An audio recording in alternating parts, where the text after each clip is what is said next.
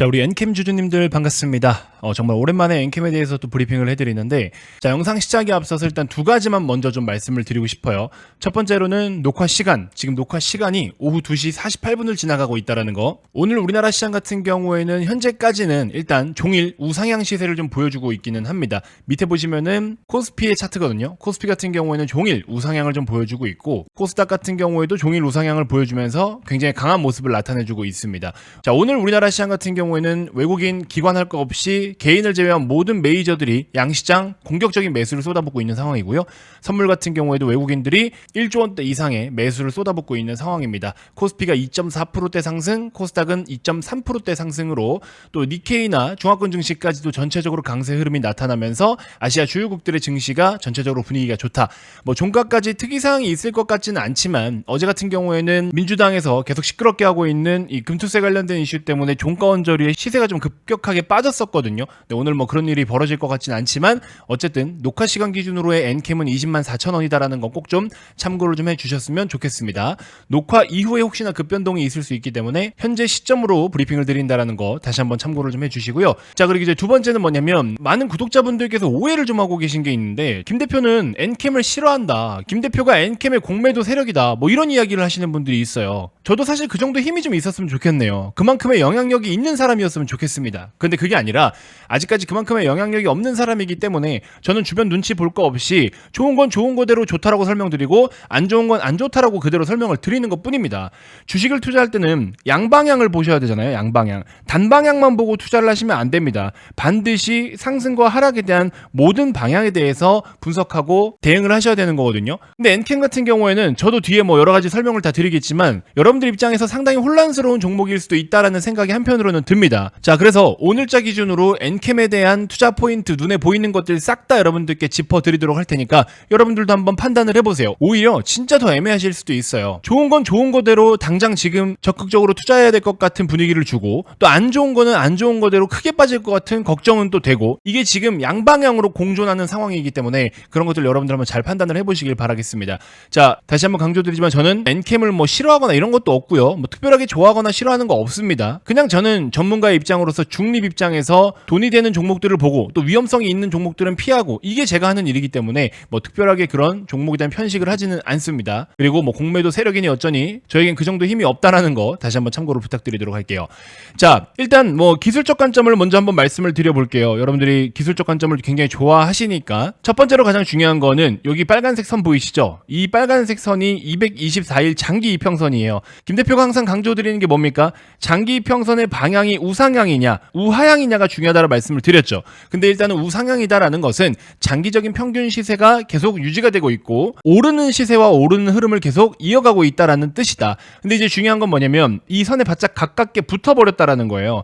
이 선과 이렇게 이격이 많이 벌어진 상황에서는 더 가파르게 움직이거든요. 그러면서 우상향 추세, 정배열에 대한 추세가 굉장히 강하다라고 이야기를 할 수가 있는데, 지금과 같은 상황에서는 조금 불안할 수도 있다라는 거. 하지만 기술적 관점에서의 어떤 추세 흐름이 모두 다 깨져버렸다라고 이야기할 수 있는 건 아닙니다. 어쨌든 아직까지는 좀 버텨주고 있다라는 거고, 특히나 22만 5천 원이라는 매물대상 저항 구간을 반드시 돌파를 해줘야 224일선도 살릴 수가 있고 추가적인 시세도 더 나올 수가 있어요. 그러면 이렇게 추가적인 슈팅이 나올 수 있을 것에 대한 모멘텀은 뭐가 있느냐라고 한다면, 일단 첫 번째 2차전지 업황 기준으로 했을 때 다시 한번 반등에 대한 기대감이 슬슬 올라오고 있습니다. 2차전지 섹터가 최근에 분위기가 좀 살아나고 있죠. AI라는 모멘텀을 띄고 있던 섹터들 중에 대표적으로는 반도체죠. 이 반도체 쪽에서 수급이 이탈되면 2차전지로 넘어온다라고 제가 분명히 여러분들께 2달 전부터 강조를 드렸어요.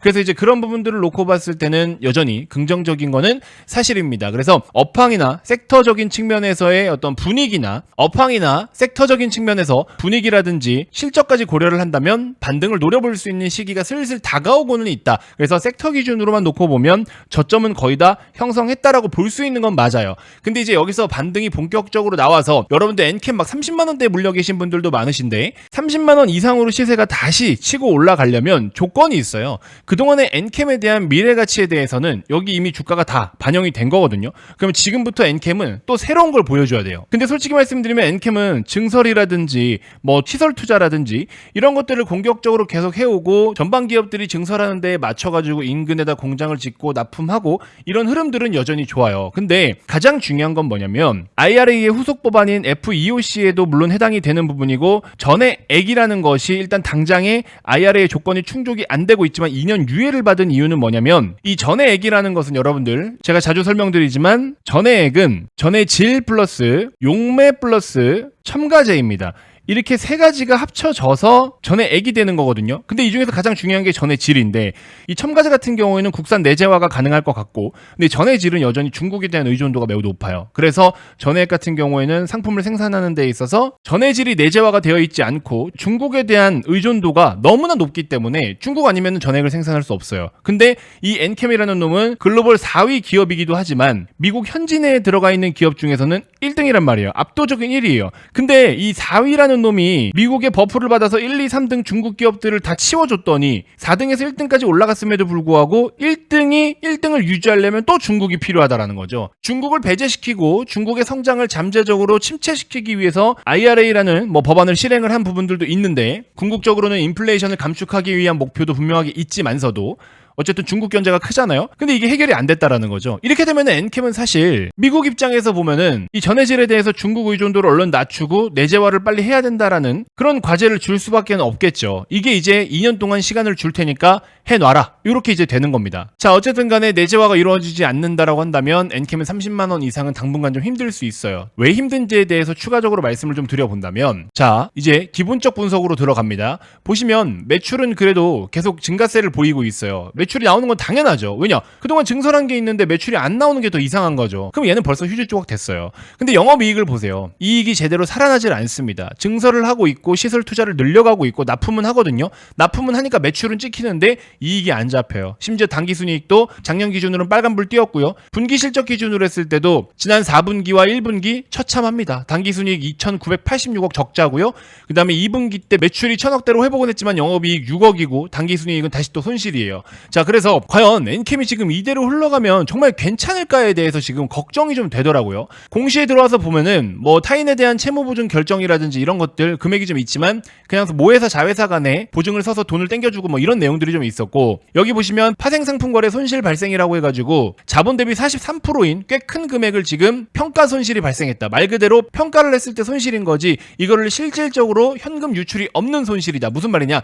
장부상으로 내 계좌를 딱 봤을 때 매도는 안 했지만 손실이 찍혀는 있는 그냥 그런 상황이다라고 지금 핑계를 대고 있습니다. 물론 맞아요. 현실적으로는 그게 맞는데 어쨌든 파생상품 같은 경우에도 제대로 된 수익을 못 내고 있는 거잖아요. 이만큼 손실을 보고 있는 거잖아요. 여러분들이 엔캠 마이너스 40% 물렸는데 집사람한테 혼났어요. 당신 이거 뭐 하는 거냐? 5억치 샀는데 2억이 날아가 있어. 생각만 해도 끔찍하죠. 너 이혼 당하고 싶냐? 막 이런 얘기가 나올 수도 있겠죠. 근데 뭐라고 얘기하겠어요? 이거 아직 매도한 거 아니야. 손절 안 했어. 올라올 수 있어. 라고 이야기하겠죠. 지금 엔캠도 그러고 있는 거랑 똑같다고 보시면 됩니다. 그러면 그 입장이 어떤지 여러분들이 더 잘 아실 것 같아요. 자, 전환가액 조정 리픽싱 같은 경우에는 전환사채를 발행했을 때 주기적으로 텀에 맞춰가지고 시세에 맞춰서 리픽싱을 하는 옵션이 붙어있는 경우에는 전환가액 조정을 몇 차 해서 진행하기도 합니다. 자, 또 하나 걱정되는 게 뭐냐면 엔캠을 저도 오래전부터 봐오던 기업인데 엔캠이 사실 2023년에도 진작에 올랐어야 되는데 이때 당시에 5만원 7만원대에 머물러 있던 이유가 뭐였냐면 얘네들이 가지고 있는 기술력이 정말 대단하고 추후에 잠재적인 성장성이 굉장히 크다라고 저는 평가를 하고 있었거든요. 근데 23년도에는 주가가 못 갔어요. 왜 못 갔냐면 자금 마련이 안 돼요. 여러분들 이 전해액이라는 거는요 품질이 굉장히 중요합니다. 물론 모든 제품들이 최상의 품질로 납품이 돼야 되는 건 맞지만 그 어떤 것보다 품질이 굉장히 좀 민감하긴 해요. 그래서 전해액은 납품을 할 때 캐니스터라는 전용 용기를 사용을 해야 돼요. 이 전용 용기를 사용하는 데에도 일반 물건들 지입차나 화물차 컨테이너에 실어 보내는 것보다는 당연히 비용이 더 많이 나갈 것이고 온도 유지가 굉장히 중요하거든요. 그리고 또 하나 중요한 거는 유통기한이 그렇게 길지가 않아요. 6개월 내외이기 때문에 이거를 타국에서 타국으로 수출을 하려면 그 중간에 기간 동안에 이 용기에 대한 것도 부담이 되긴 하지만 기간이 짧아서 공장으로 들어갔을 때 생산 일정에 맞추는 게 굉장히 타이트하고 재고로 확보하고 보관하는 것도 굉장히 번거롭습니다. 그래서 가장 좋은 거는 이 전해액을 생산하는 기업들은 셀 기업들 인근에 공장을 이렇게 같이 지어줘야 납품도 편하고 비용도 덜 들고 그러는 거예요. 근데 이제 가장 걱정되는 건 뭐냐면 이 엔캠이라는 놈이 가지고 있는 기술력, 전해액에 대한 기술력은 너무나 좋아요. 근데 이 좋은 기술력을 가지고 증설도 열심히 했어요. 왜? 증설을 안 하면 안 돼. 미국 현지 우리나라 기업들 LG나 삼성 계속 들어가가지고 증설하고 있잖아요. SK도 포함해서 증설을 하고 있기 때문에 그 기업들이 배터리를 실제로 지금 어쨌든 뭐 불황이니 뭐니 해도 생산은 하고 있기 때문에 그래서 납품은 한단 말이야. 납품이라는 건 정상적으로 하고 있기 때문에 보여드렸던 것처럼 매출은 찍혀요. 그래서 매출은 인식이 되지만 실질적으로 이익이 안 남는다라는 거는 이 이익에 대한 것은 경영에 대한 문제를 고민을 해봐야 된다라는 거예요. 매출은 영업적인 측면인 거고 영업이익과 당기순이익은 이제 경영의 문제잖아요. 근데 이제 재무 비율로 들어와서 이자 보상 배율을 놓고 보시면은 2022년이 0.7, 2023년 0.1, 24년 2분기까지 놓고 봤을 때는 적자이기 때문에 여기에 이제 체크가 안 된 것 같은데 얘네들은 일단 지금 현재 재무 비율로만 그냥 단순 계산해서 놓고 보면은 이자를 내는 게 너무 빠듯한 거예요. 이자를 내고도 남는 게 없다라는 거고 이익의 몇 배 이상을 지금 이자로 내고 있다라는 겁니다. 우리가 기업의 밸류라는 거, 가치라는 걸 평가할 때는요. 기본 베이스로 이익입니다. 거기다가 지금 엔캠 같은 경우에는 뭐 최근에 몇몇 공지가 떴었는데 파생상품 거래 손실 발생이라고 해서 자기 자본 대비해서 43% 정도의 손실이 있는데 이거는 물론 평가 시점으로 해서 말 그대로 평가만 받는 거예요. 실질적으로 현금 유출은 없는 손실이다라고 이야기를 여기 하고 있죠. 그러니까 이게 어떤 거냐면 우리 선생님들께서 한 5억이라는 자산이 있는데 이 5억이라는 자산을 우리 배우자 몰래 주식에 배팅을 했어요. 엔캠에 배팅을 했어. 근데 엔캠이 반토막 나가지고 5억을 샀는데 2억 5천밖에 안 남았어. 월급으로 한 푼 한 푼 모아가지고 그렇게 해서 5억을 만든 돈인데 반토막 났어. 계좌를 딱 깠는데 마이너스 2억 5천 찍혀있어. 우리 배우자가 뭐라고 할까요? 당신 이혼당하고 싶어? 이런 말씀 하시겠죠? 그럼 우리 매수한 선생님은 배우자께 뭐라고 하실 거예요? 이거 아직 매도 안 한 거야. 올라올 거야. 장이 안 좋아서 물린 거야. 라고 하시겠죠? 근데 어쨌든 그 시점으로는 2억 5천 손해봤다라는 게 배우자의 내리에 딱 박혀서 나는 2억 5천을 손실 본 사람이야 라는 딱지에 아마 시달리실 거예요. 그렇죠? 그런 느낌이라고 보시면 됩니다. 자, 그리고 뭐 전환가액의 조정, 리픽싱 같은 경우에는 전환사채를 발행할 때 어떤 옵션을 걸었냐에 따라서 뭐 주기적으로 3개월이나 6개월 단위로 리픽싱을 계속하는 뭐 그런 것들도 있어요. 자, 그래서 이제 결론적으로 말씀드리고 싶은 건 뭐냐면 엔캠이 돈이 없습니다. 기존에 증설을 할 때도 돈이 없었고요. 심지어 이익이라도 좀 내야 되는데 이익도 생각보다 많이 안 나고 있고요. 이익 내는 것도 힘들고요. 또 영업 활동으로 인한 현금 흐름도 계속 지금 마이너스를 유지를 좀 해주고 있고요. 시가총액 대비해서 혹은 얘네들이 앞으로 시장에 대응해 나가기 위해서 필요한 자금은 터무니없이 부족합니다. 근데 이미 주가를 이렇게까지 끄집어 올리는 과정에 있어서 여러 많은 투자를 받거나 사채를 발행하거나 차입을 한 부분들이 있는데 그래서 그 이자를 내는 것도 빠듯한 상황인데 제품의 품질이 좋으면 뭐하냐고 겉으로 봤을 때 남들이 봤을 때 저 집 장사 잘 되라고 하지만 저 집은 저렇게 손님이 많은데도 불구하고 빚에 허덕이고 있다라는 거죠. 그러면 손님 입장에서는 저 집이 그래도 장사가 잘 되니까 아유 저렇게 꾸준히 벌면 그래도 성공하겠지라는 관점인데 여러분들이 투자를 하는 관점이면은 그 어려운 거를 굳이 내가 빚 갚아주면서 저렇게 해서 투자를 하겠습니까? 안 하겠죠. 근데 여러분들은 손님 입장으로 봤는데 마음에 들어서 투자를 하고 있는 거나 마찬가지인 거예요. 물론 기사회생으로 다시 잘 될 수도 있겠죠. 왜냐면 최근에 GM이 원래는 LG 엔솔하고 손잡아가지고 얼티엄이라는 걸로 뭐 JV 합작법인을 설립을 하기도 했고 플랫폼을 개발하기도 했잖아요. 근데 이제 GM이 또 누구랑 손을 잡느냐? 삼성 SDI하고도 손을 잡습니다. 이쪽에서 이제 또 1조 원 정도의 새로운 신규 수주가 나오니 뭐니 이야기가 나오고 있는데 엔캠 같은 경우에는 SDI 쪽으로도 납품을 하기도 하죠. 그렇게 해서 이제 새로운 매출이나 수주가 유입이 될 수도 있고 또 증설에 대한 모멘텀을 더 받을 수도 있는데 지금 당장 엔캠의 속사정은요 너무 어려워요. 간신히 버티고 있는 거고 이 버티는 것마저도 우리가 봤을 때는 그래도 기술력이 있으니까 성공하겠지라고 하지만 기술력이라는 거는 영업에는 유리할 수 있겠지만 지금 이런 상태로 경영을 한다라고 하면은 이거는 내부적으로 기업이 많이 힘들어질 수밖에 없어요. 그러면 주가라는 거는 결국에 모멘텀으로 움직일 수도 있겠지만 시간이 지나서는 얘네들은 모멘텀 대비 성과가 너무 안 나온다. 이렇게 성과가 안 나온 지가 너무 오래됐다. 실질적으로 이익을 못 낸다. 이래버리면 결국에 깡통 되는 거예요. 물론 뭐 상장 폐지가 된다 이런 건 아니지만 상장 폐지가 되지 말란 법도 없어요. 왜냐? 상장 폐지 요건에서 자본 잠식에 대한 이슈라든지 또 적자 이슈가 4년 이상이라든지 이런 것들은 상장 폐지가 될 수 있단 말이에요. 실제로. 물론 그렇게 될 가능성은 매우 낮아요. 2차전지 섹터가 뭐 그 정도도 아니고. 하지만 되지 말란 법도 없다라는 거고 주식이라는 건 늘 극단적인 상황들을 반영하기 때문에 그런 부분들은 여러분들 어쨌든 알고는 계셔야 된다라는 겁니다. 그래서 매출도 매출이지만 이익이 너무 안 나고 있다라는 거고, 지금 이 정도면 어느 정도 그래도 일부라도 안정적인 이익을 조금 만들어내면서 또 새로운 사업을 투자하고 전방 메이저 기업들이 증설을 하거나 할 때 좀 따라가가지고 같이 또 부지를 짓고 늘리고 해야 되는데, 겉으로 봤을 때 껍데기는 굉장히 광이 나거든요, 엔캠이. 근데 실질적으로 속을 뜯어서 보면 이건 좀 제한적인 부분이 많다. 그래서 겉으로 봤을 때 너무 좋은 기업인 거 알겠고, 주가라는 게 꼭 이렇게 어떤 내재 가치로만 100% 연동되는 건 아니잖아요. 그래서 지금 당장 이렇게 좀 부진한 재무 상태나 이런 것들로 인해서 주가가 못 갈 수도 있겠지만, 지금의 엔캠은 어쨌든 미래 가치를 보면서 투자하고 있기 때문에 당장에는 이렇게 내면적인 것보다 겉으로 보여지는 모멘텀이나 사업을 치고 나가는 속도나 규모를 보고서 주가가 움직일 거예요. 그거는 맞습니다. 하지만 그런 것들이 과거처럼 주가에 다 반영이 되고 나서는 이제 속을 들여다보면서 뭔가 좀 부진한데, 못 따라오는데, 부실한데 라고 한다면 주가는 처질 수밖에 없다라는 거죠. 그렇게 되면은 고점 대비 얼마나 빠질지는 모른다라는 거. 근데 지금 당장 이런 일이 일어난다라는 건 아니에요. 왜? 처음에 말씀드린 것처럼 지금은 엔캠을 포함해서 2차 전지 섹터에 대한 분위기가 매우 좋아지고 있기 때문에 지금 당장 그렇게까지 걱정할 부분은 아니지만 염두는 좀 하고 계셔라, 이렇게 말씀을 드리는 거고요. 그리고 2차 전지 섹터 내에서도 여기 보시면 단기적으로 실적이 막 급격하게 좋아지는 걸 기대할 수는 없어요. 하지만 점진적으로 바닥은 좀 지나고 있다라는 건데, 여기 보시면 P는 뭡니까? 프라이스잖아요. 프라이스. 가격, Q는 퀀티티, 수량입니다. 그리고 밑에는 이제 이익을 이야기를 하는 건데, 여기 보시면 전액 있죠? 전액 섹터 어떻습니까? 24년까지만 놓고 보면 안 좋아요. 그나마 물량 자체는 조금 늘어날 것으로 보고 있습니다. 4분기에. 그래서 4분기부터는 본격적으로 바닥을 다지고는 있는 건 맞아요.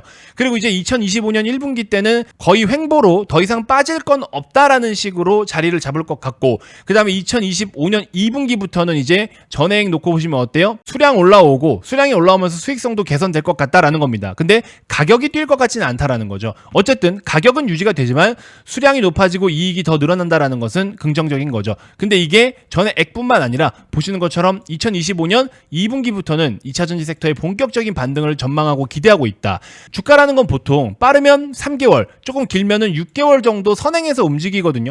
그러면 지금 내년 2분기 정도면은 6개월이니까 24년 4분기부터 준비를 해야 되죠. 이번 주 다 지나가고 다음 주 월요일 끝나면 어떻게 됩니까? 4분기로 들어가요. 그러니까 4분기 때 2차 전지를 세팅을 해놓으면 내년 상반기까지는 좀 괜찮은 성과를 낼 수가 있다. 그래서 지금 당장 엔캠을 엄청 부정적으로 봐라, 이게 아니에요. 근데 잠재적인 리스크가 크게 있는 건 맞고, 겉으로 봤을 때는 굉장히 속이 단단해 보이고 큰 일을 해낼 것처럼 보이지만 지금 현재 시점에서 속을 열어봤을 때는 썩어 문드러져 있다. 그럼에도 다행스러운 건 기술력이 있다라는 것과 뭔가 개선을 하려면 할 수 있는 기업이 기 때문에 여기서부터는 이제 경영자에게 달리지 않았을까, 이런 생각이 듭니다. 자, 아무튼 처음 말씀드린 것처럼 저는 엔캠을 부정하거나 제가 공매도 세력이거나 그런 거 없습니다. 자, 그래서 엔캠 주주님들은 저를 욕하실 필요가 전혀 없고요. 지금 이 영상에서 말씀드린 내용들을 이미 저는 어떤 내용으로 브리핑 할 겁니다 라는 식으로 이렇게 또 무료방에 미리 언급을 좀 드리기도 했었습니다. 그리고 또 HLB도 많은 분들이 갖고 계시기 때문에 HLB에 대한 코멘트도 드렸고, 엔캠에 대한 코멘트도 드렸고, 이런 식으로 여러분들 많이 관심 갖고 계신 거라든지 뭐 추천주라든지